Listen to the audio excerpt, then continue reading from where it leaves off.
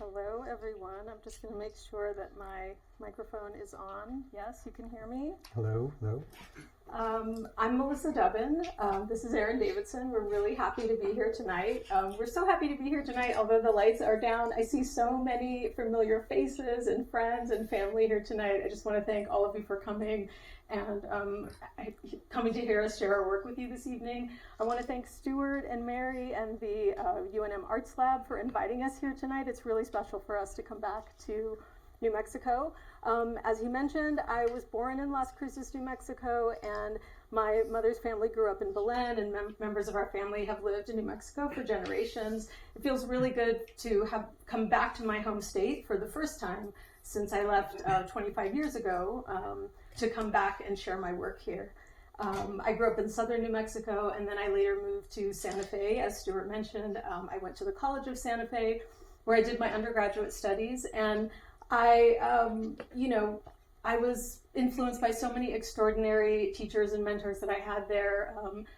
Stana Vasulka, Woody Vasulka, Jean Youngblood, Morton Subotnick, Joan LaBarbera, all these people were really influential to me and helped me, set a foundation for my own artistic practice as I was developing that here. And then I met Aaron also in Santa Fe, and we began making work together then, starting out collaborating on performances and installations.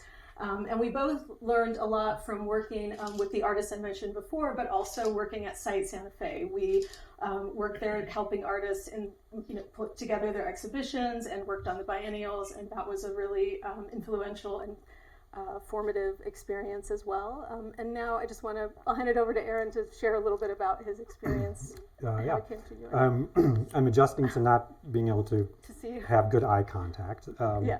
But so I did my I received my BA in studio art here at UNM.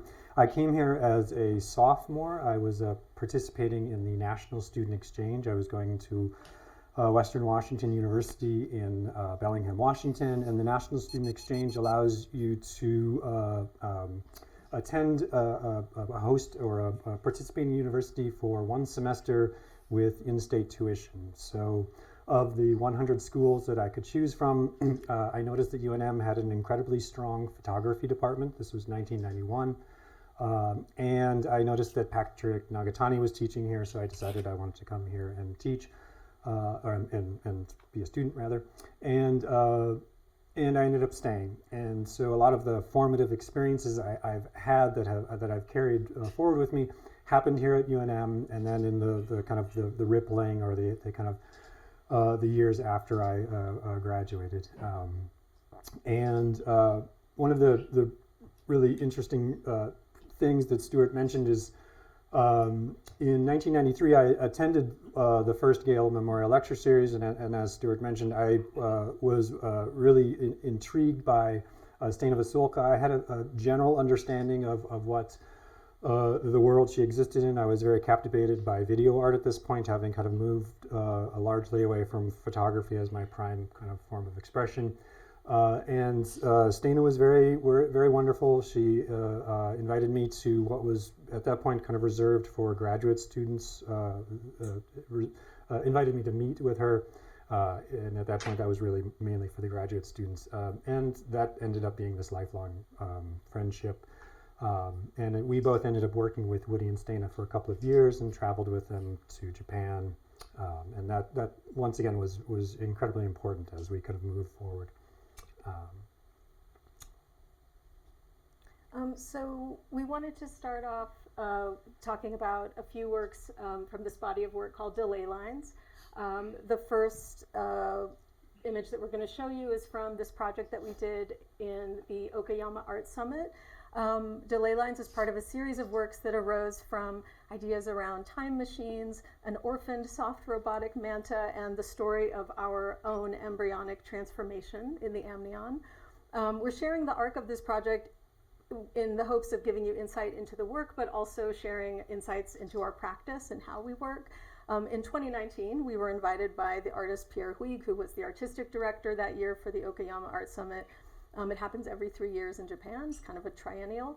And we were offered a research visit, and during that visit, a couple of important possibilities opened up to us, which were discovering at the Okayama University Systems Integration Lab a soft robotic manta, and a site in a park that was next to the Asahi River, which ended up being a really important component of the work.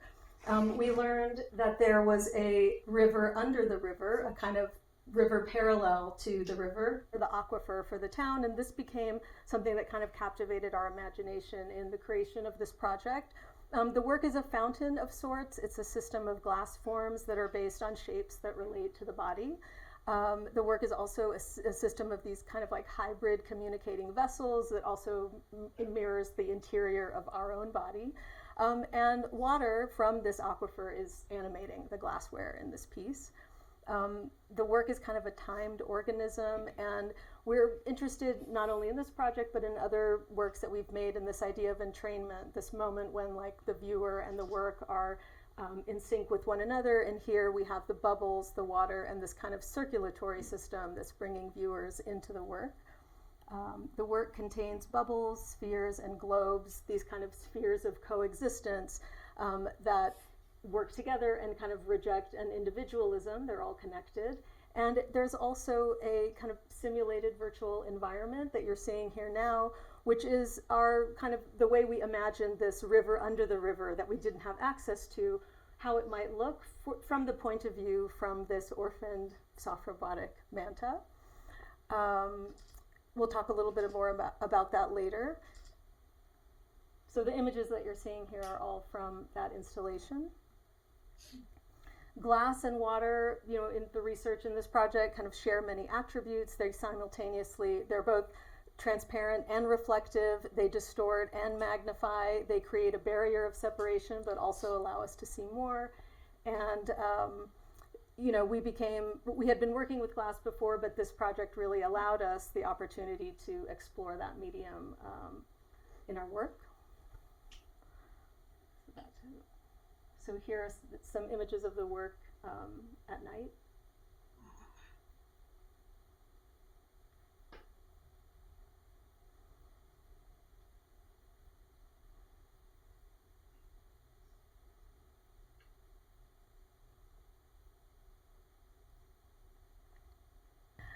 So I mentioned this kind of transformation and this orphaned creature.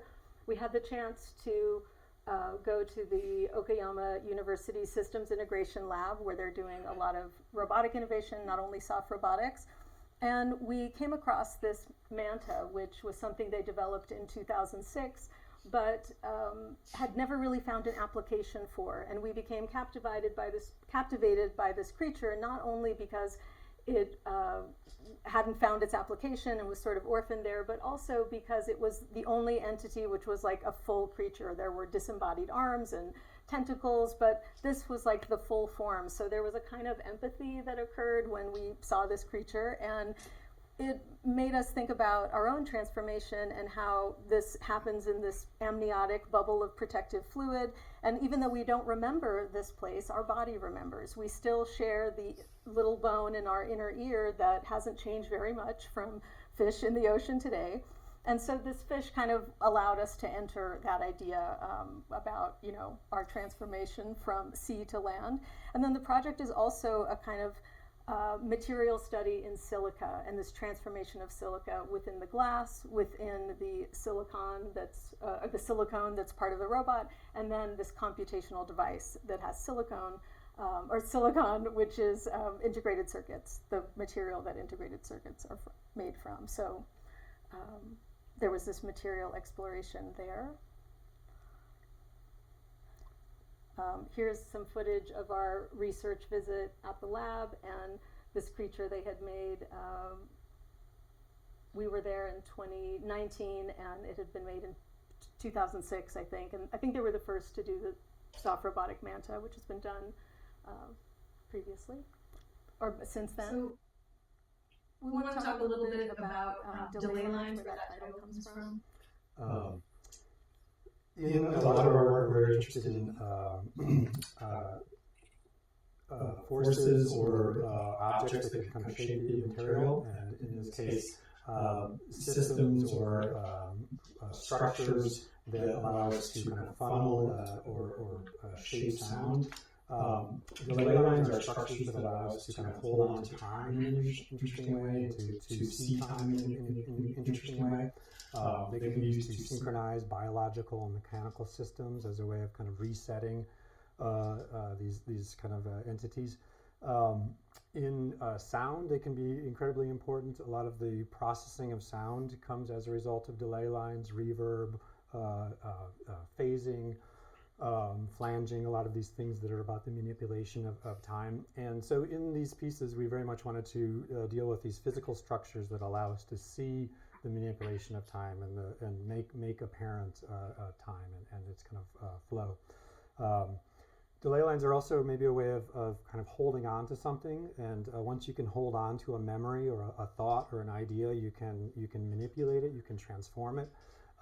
So much like in computation, if you have memory, then you can perform some operations on it. With ideas in general, right? Once you can kind of hold on to those, you can kind of turn them on their head. Photography does this in a way in that you can fix an image, right? And you can hold on to an image or an idea, which allows you to kind of turn it around and think about it in new ways. Computers are, for the large part, hydrophobic, right? Computers in water do not want to be kind of intertwined.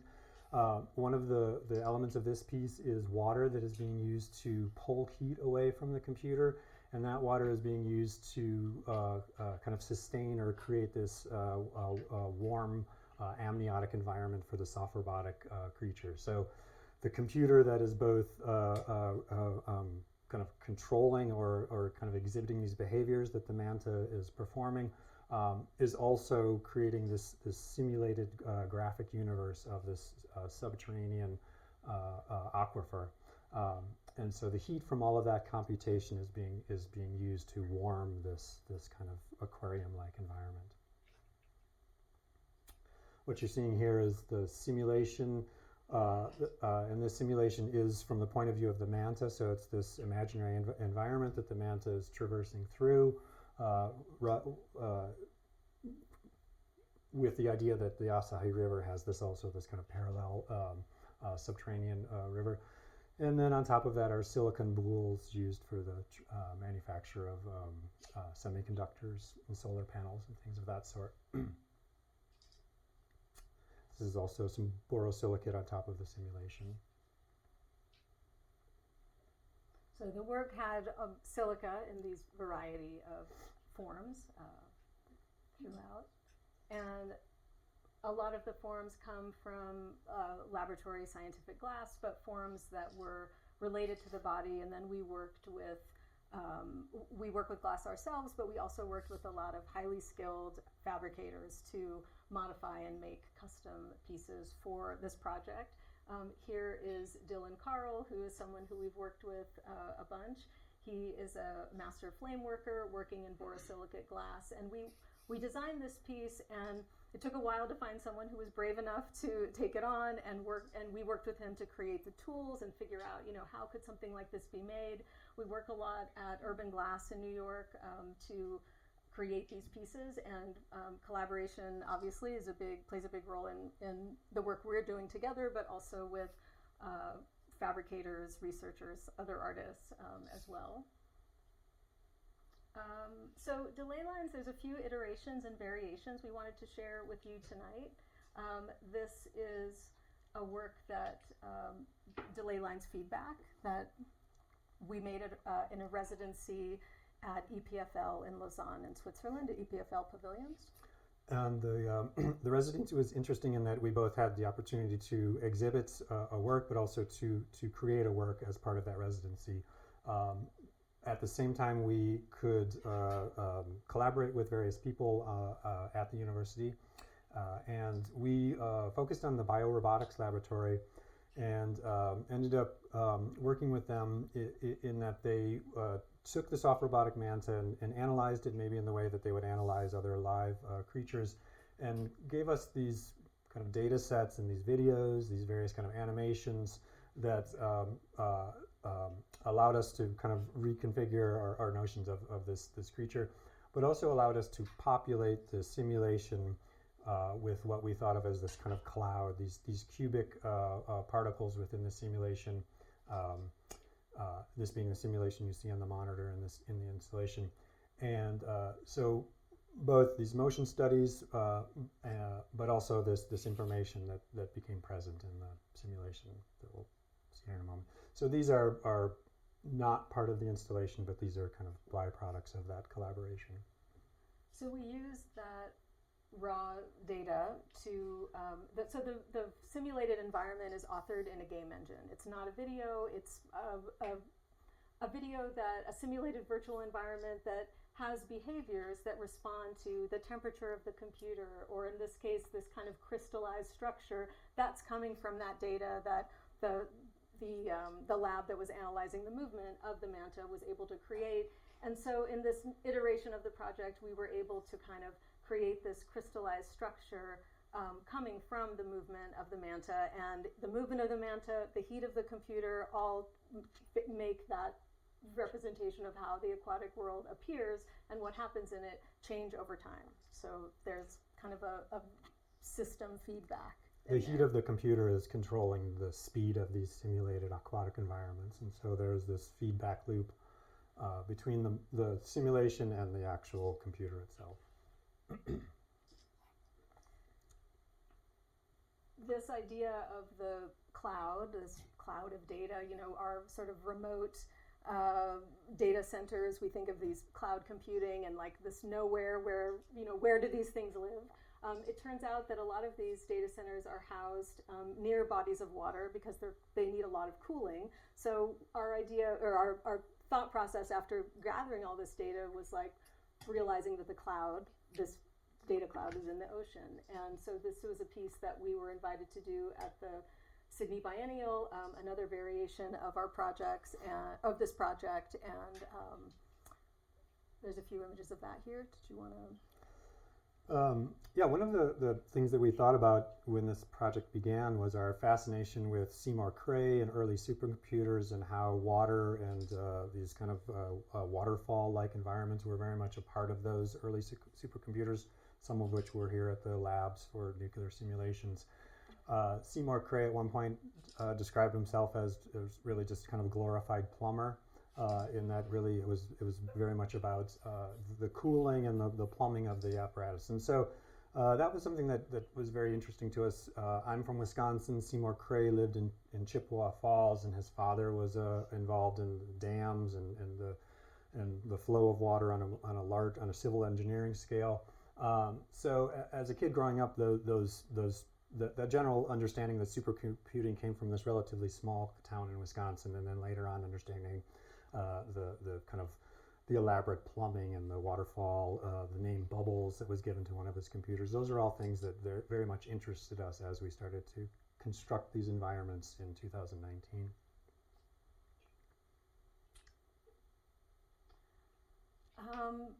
We want to move to another project now called Volumes for Sound. The images you're going to see are from the Henny Onstead Center in Oslo. So sound has played a big role in our work from the beginning. This project, Volumes for Sound, focuses on these nested forms, sculptural works that kind of elicit an architecture of sound, or point to the interiors of loudspeakers where sound is kind of funneled and folded and ported as it makes its way out to us. And this project began by making these two forms in our studio. I think the next picture is that. And then making iterations of them so that we had several, and finding ways that they could be reconfigured and positioned so that just by using these two forms, we would have a series of modular objects with the potential for sound. Many of them have speakers in them, some of them don't. And then once we had an opportunity to share this work, we thought it's a wonderful platform for collaboration. Not only did we play our own sounds and compositions through them and in performances, but each time the work is shown, it was an opportunity for the local artists. The work was shown in Oslo and Reykjavik and in New York, and I'm forgetting one other important place, but Well, I was thinking how that in these pieces we as collaborators, we often think of other disciplines, other ways of making work where collaboration is maybe more assumed or more built into that. So we think of music and musicians more generally collaborating than, say, visual artists. And so that collaborative environment, that kind of structure for collaboration is very much something we were thinking about in working on this project. We were looking at more like guitar amplifiers as a model, right? These purposely imperfect sound systems that are very much kind of modifying and manipulating sound, as opposed to like hi-fi sound systems that are very much about this perfect reproduction. So they were very much these instruments that were needed to be accommodated and thought about by the performers. It also, with this project, shows an approach that we were trying to have toward exhibition making. The idea that the beginning of the exhibition isn't, a lot of times you have an exhibition, you make things, and the exhibition is the end. But in most of these projects, we've tried to have the exhibition be a starting point for something else to happen with something we've made. So often that is by offering a platform for collaboration for other people to use these works. And the kind of protocol that we set up, or the score for this show, was that say there's an exhibition, it's 6 weeks long. Ideally, 5 or 6 people are invited, or groups are invited to use these works, and they can reconfigure them for their performance.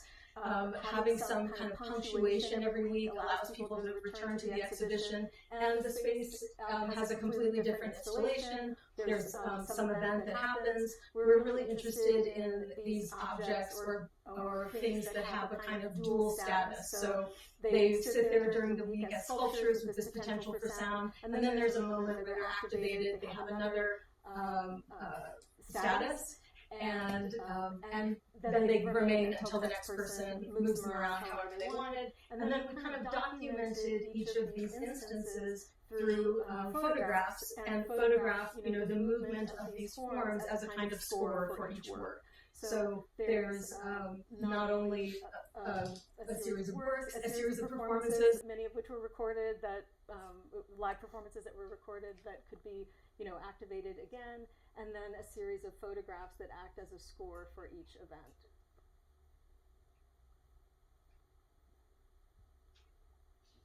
This is from Volumes for Sound Voice, which was with 2 vocalists in New York at the Kitchen. So by the end of the performance, they gathered all the audience on stage to be at the same level with the works. It was the first time the Volumes for Sound were in a kind of theater space, so that was nice. One of the, I guess one last note about that project was when we first come up with the idea of creating this platform for collaboration, we also created a small band called 3 Planes of Silver. And so when we first did the project in Iceland, we invited a number of people to perform, groups to perform, but we also performed, and then we did that again in Norway. So part of that project was also us creating a group and understanding what that meant to perform and I have to say that group, it's myself and Aaron and Sean Onsgaard, who is also a UNM graduate from the music department. Right. Someone who studied with Christopher Schultes back in the day. Have to mention that. So another project, another work that shows us again working with sound is making a record. So you're seeing here stones, diamond, ruby, sapphire, diamond, emerald, and ruby there on the left. This project came out at the time that we were working on Volumes for Sound. We were interested in this idea of archaeoacoustics, this idea that, or archaeoacoustics is a study of sound and its reaction and in built spaces, how the built world reacts to acoustic phenomena.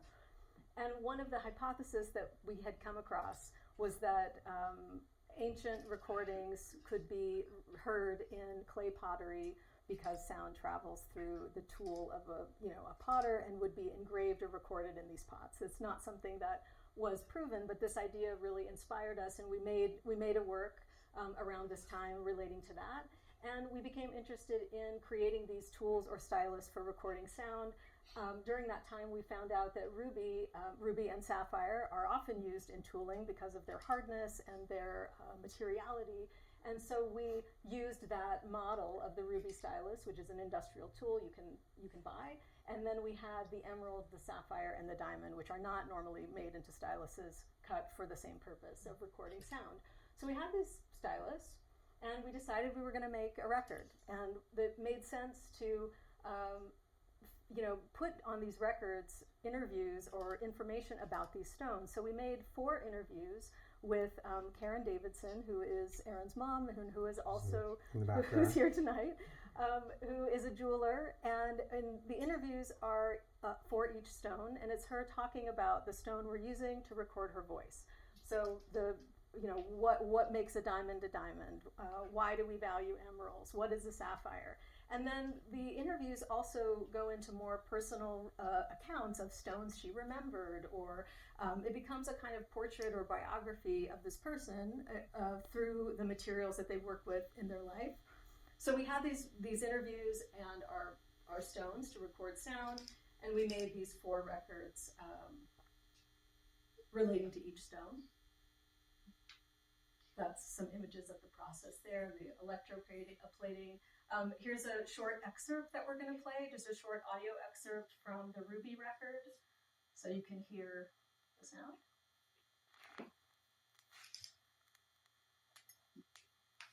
Ruby is a red sapphire.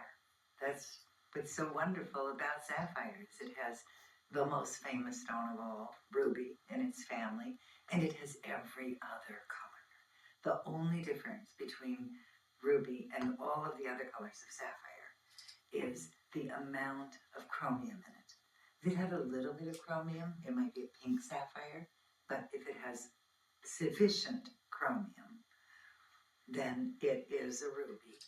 And if it doesn't have a lot of iron to mask that brilliance and make it browner, then it might be a really great ruby. That's just a short excerpt from that. Yeah, so ruby is the standard, or what is often used, or not often used, is primarily used to cut records. And so it was interesting to then listen to and hear the quality of the sound through each stone. Yeah, each recording has the kind of grain of the stylus, and some stones are harder than others, so that's reflected in the recording and the sound of her voice on each of these records. So we had these interviews, we had these stylists, and we thought, well, how do we share this with an audience? And tools are typically not, in making things, tools are typically not saved over time. Oftentimes the tool is more valuable as a material, so they get repurposed or lost to time. So we kind of thought about how could we maybe disguise or cache this tool into an object that might be saved, that might be, live on. So we asked Karen to make 4 pendants with these stones. And in each pendant, you have the stylus that we had cut, you have the stone in its natural state, and then you have the stone in the ways that stone cutters have learned to cut them to return all the light to our eyes so that they're brilliant and shining and beautiful. So she designed these 4 pieces. And one of the most challenging parts of this project was getting the actual tools made. Creating a diamond stylus to cut was incredibly demanding. But once we had all of that, Karen designed 4 pendants, and these pendants were based on a pendant she made for me when I graduated from high school. So we had a format or a design that we could focus on. And these pendants then became these objects that were both kind of protecting the tool but also pointing to this history. And we realized at that point that we needed to keep furthering this project, that there needed to be several additional steps. So there were some pictures of the fabrication, and then each stone and the various kind of elements here. So these are all pieces that Karen made. So we had these 4 pendants.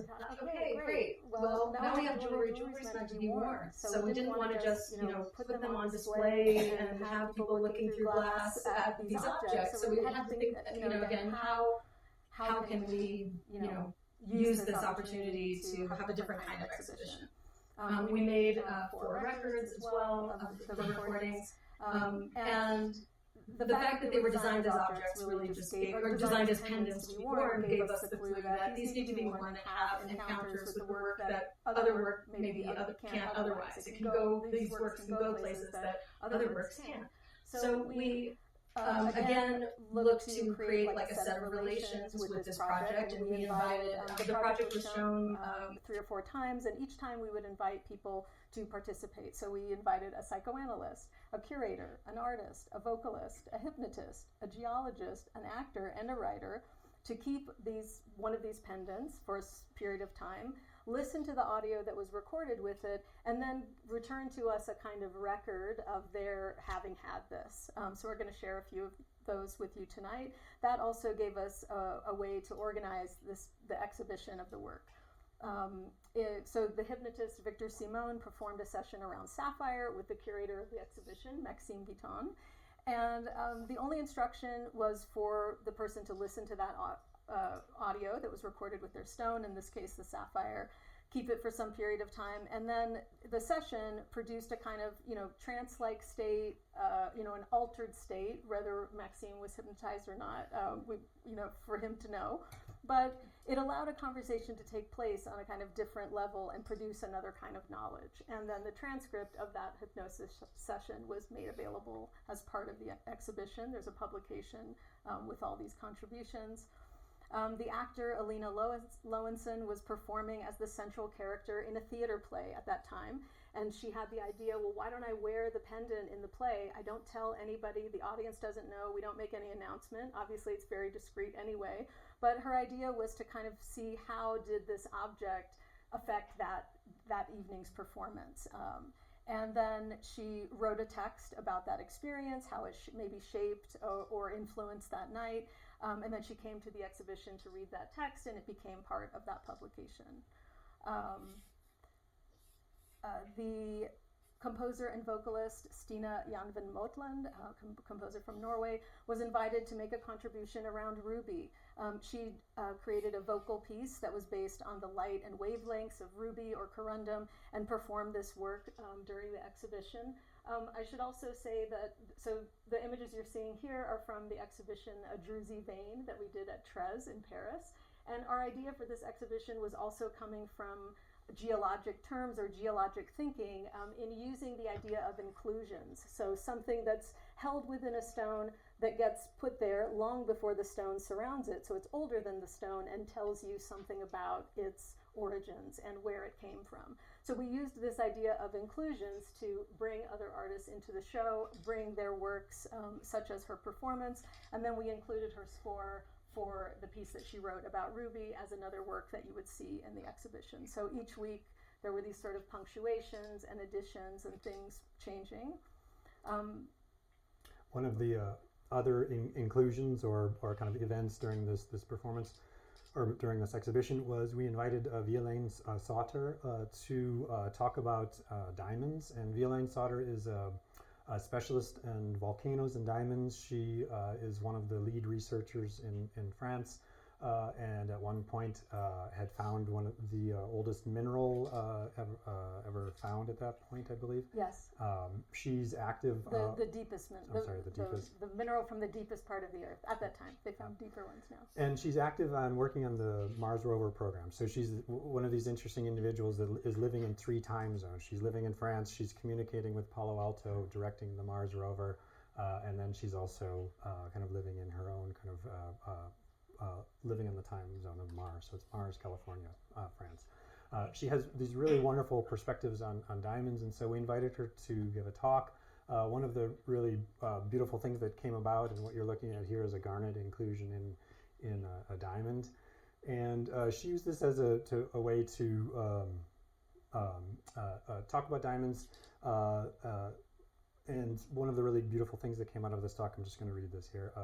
So this is Violaine describing diamonds. Within the diamond, encapsulated in the infinitely small, hides the whole history of the deep earth, of the primitive earth, of its physiology. It suffices that we know how to shrink down our thought, how to read this minuscule mineral alphabet, and to us the diamond will speak the language of the depths, the language of secrecy, the world of silence. It allows us to penetrate the impenetrable to make this impossible journey, the journey to the center of the earth.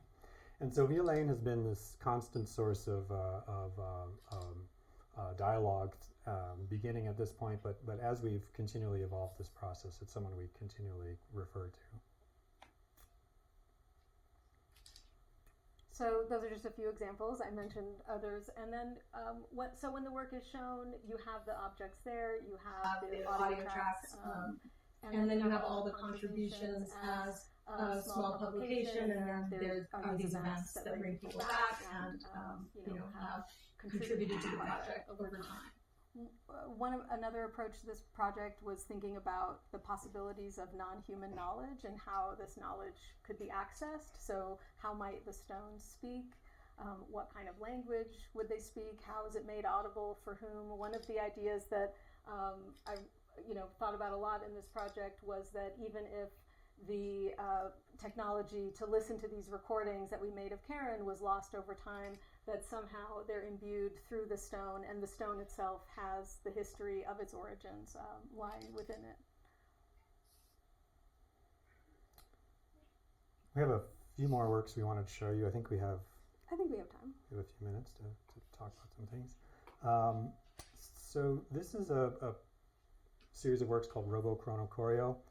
It's from 2016, and it's a series of works that refers to the history of photography, to chronophotography, and it's interesting in that these are two-sided paintings, if you will, and they are protective suits from robotic painting machines that are painting auto cars, essentially. These automotive robots leave their mark on garments that are constructed to protect these machines. So essentially, there's a lot of complicated robotic clothing, but these are really simple sort of tubes or sheaths that go around the robotic arm. And we found out that when they're taken off, these imprints that look very photographic or very much marking the time of the robot's labor are left on there unintentionally. And we gathered several of these from a Toyota plant in France. Yeah, at the time we were in a one-year residency in the north of France, and so we started going to the various car factories and asking them for all of their protective suits for robots. We had also been working on making our own robotic protective suits, working with seamstress, with people who could, design and create clothing. But this became a very immediate way of accessing this geometry and the history. Also very much kind of in the realm of the history of photography. And thinking about other ways of recording and materials that have memory. Metals have been something that we've been talking about a little bit peripherally this evening, and elements. We've in photography, the elements of photography are elements, silver, elements from the earth that store memory. Our computer memory is also coming from elements coming from deep within the earth. And these two stones here, these are works called Vowels and Core that you're going to see upcoming. These two stones are lodestones, so they're naturally magnetic stones. And their magnetism comes from the Earth's magnetic field. So in a way, they're kind of a fossil of the Earth's magnetic field because the magnetism arrived there wherever they were located at that time, even though that magnetic field is shifting. And these tiny little objects that you see on there are iron toroids. So they're early core computer memory iron toroids. These were typically woven into computer core memory, early computer memory, into a lattice. And each of those little toroids can hold one bit of information and gets turned on or off as the read-write process has. This magnetic state shifts as data is being stored on them. I'm going to show a few more of those. What's really interesting about them is that you can see this kind of primary unit of information, right? Each one of those would be one bit. And this also, this idea that they would have been woven together into these tapestries of memory is fascinating. when we would exhibit these, we would often kind of quantify how many bits there were, whether it be 40,000, 50,000, 100,000 bits. And a lot of this is remnants from the Cold War, so this kind of old stock from the Cold War.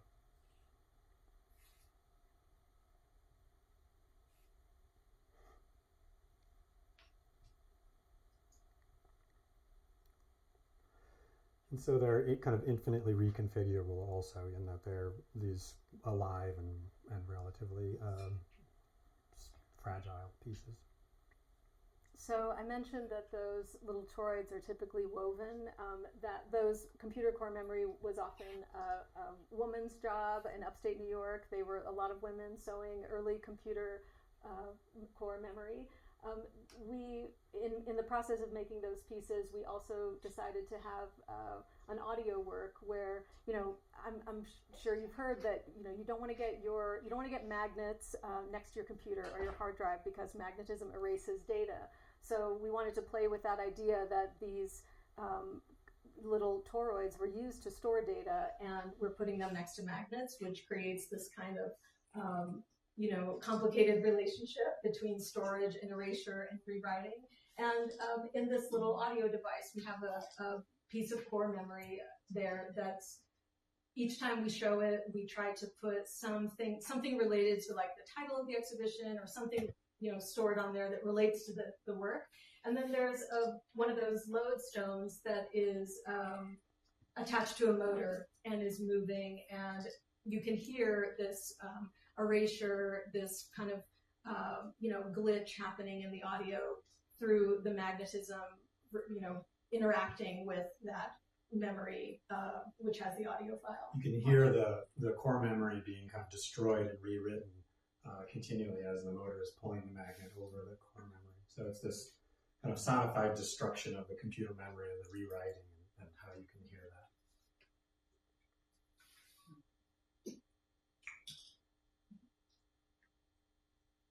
Maybe we have time for one last piece. Yeah, we wanted to show one last trailer video at the end, which is over. Or maybe we'll share this last piece because it's in the vein of the kind of metals with memory, and then I think we're about time to open up for questions and things. So this is a project called A Carrier of Action Potentials. So in thinking about using these metals, this is a series that's based on photographic chemical reactions on canvas. So they look like paintings, but they're using the elements of photography, and they've got salt, silver nitrate, and that reaction on the canvas produces these silver crystals, which instead of exposing an image are drawing an image of themselves across the canvas. Wherever we put canvas, we could pull the silver out. And so it was this play of photographic chemistry, images that aren't fixed, right? So kind of undoing the history of fixing an image in photography, and then treating these kind of canvases almost as filters for audio in a way. I think you said wherever we put canvas, but wherever we put pieces of copper, that's where the crystals would grow. And these pieces of copper come from audio cables. Again, this was a project that we did during this one-year residency we had, and over time, we have these audio cables there, and we decided to repurpose bits of that in this project to produce these images, which are not paintings, but come from, applying photographic materials on a canvas substrate. Each time we would make one, we would take our speaker cables and just chop them a little bit off, and the speaker cables would become shorter and shorter. Okay, I think we probably went through a lot of things there. We have other things we could show, but maybe we'll take a moment to open it up to questions if there are any. Or we've got a microphone we can pass around too, so you can be heard. If you put your hand up, actually, should we clap first? If you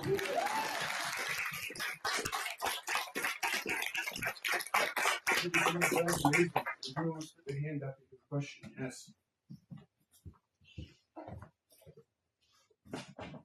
What game engine was used when they were showing the Manta, like for that animation? What was the game engine they used? Unity.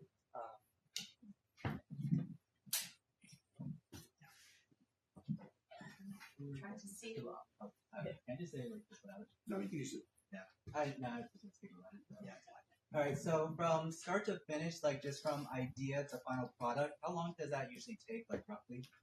So I think we showed a lot of different projects tonight. Some have multi-year time span. Some are very direct and, a few weeks time span, or a lot of preparation and then it happens in a day, as you're putting these things together. So I think we try to work with having that variety of projects going on all the time, something that's maybe more research-based or has a lot of layers or requires, a lot of knowledge from other people and sources to complete. And then also just having things in the studio that happen each day and that are more immediate and that, of course, are part of the research and fuel the other projects, but that have, they're less involved. So it varies.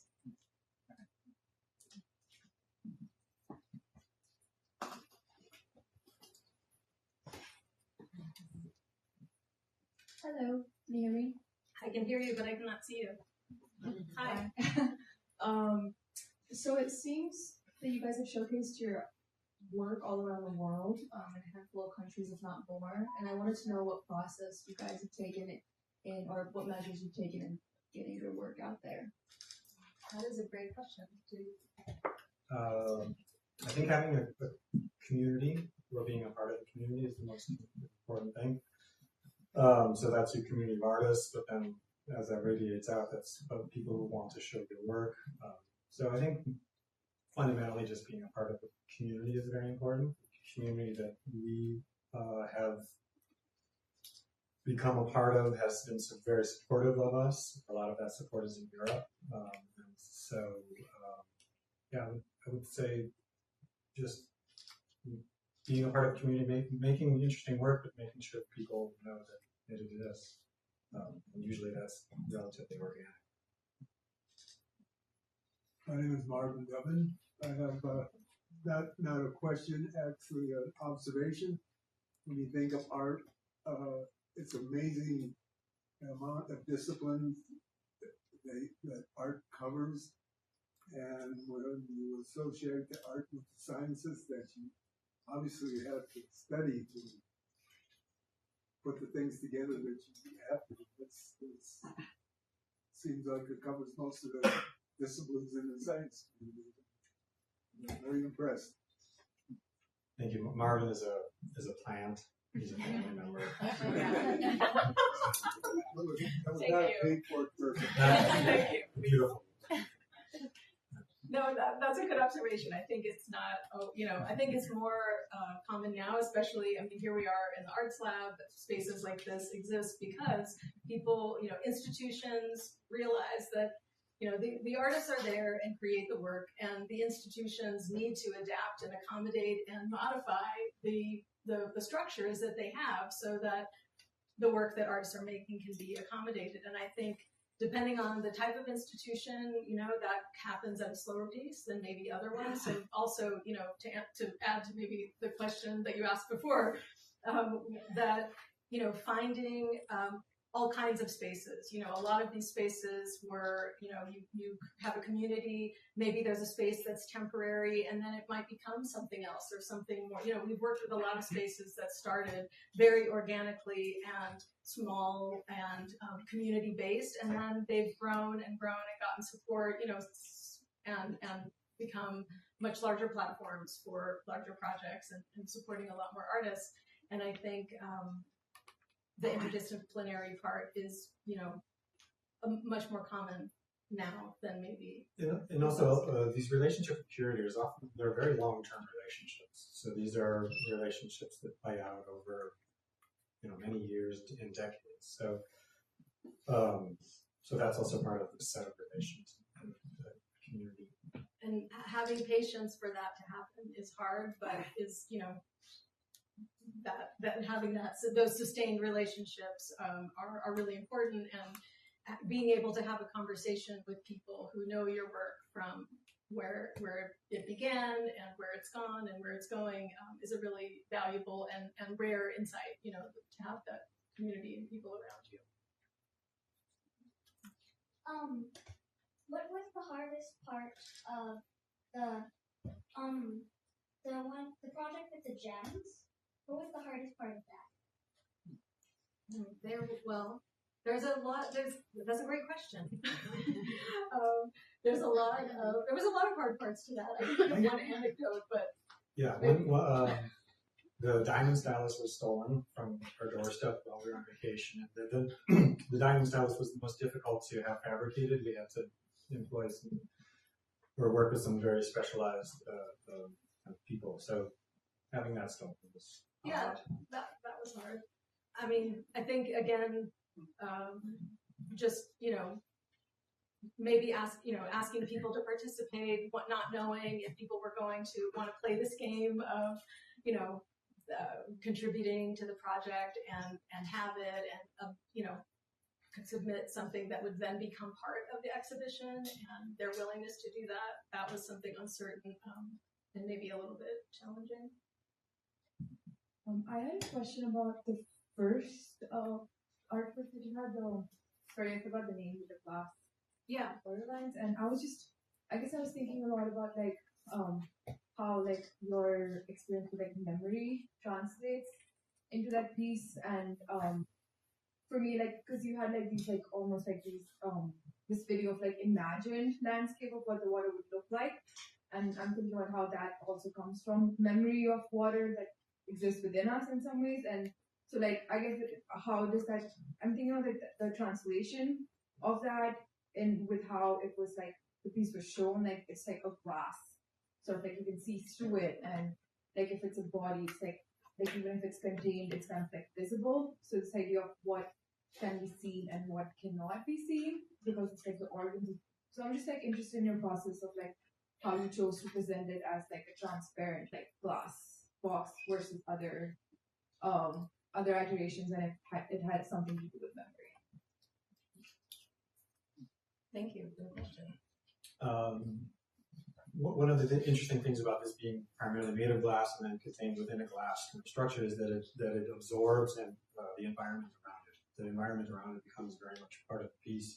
The piece is very porous visually in that sense, and so rather it becomes a kind of container for these kind of images that are around it. Some of that was also practical in this project setting, so there were a variety of concerns. I think, you could maybe speak to this, but memory in this piece was largely about these constructions that are referencing delay lines and how we can kind of hold on to ideas and thoughts and sounds, bubbles, right, and what that allows us to do.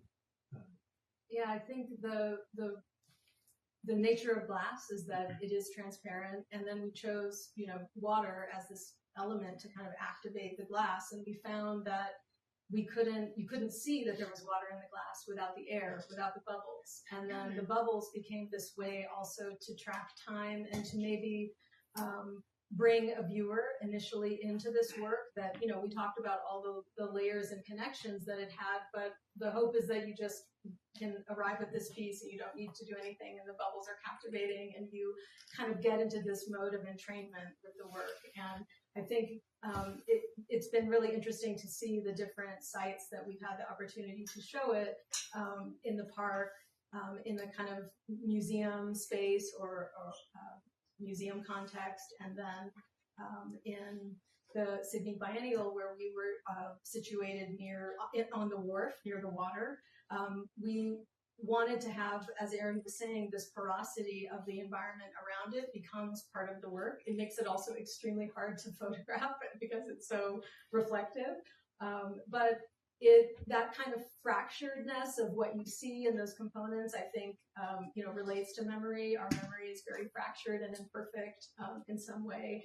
And that kind of delay line, it's an imperfect model, but I also thought the river and water itself is this kind of delay line of sorts, something that's traveling from one point in the landscape to another, or, a memory in your mind that travels from one point to another.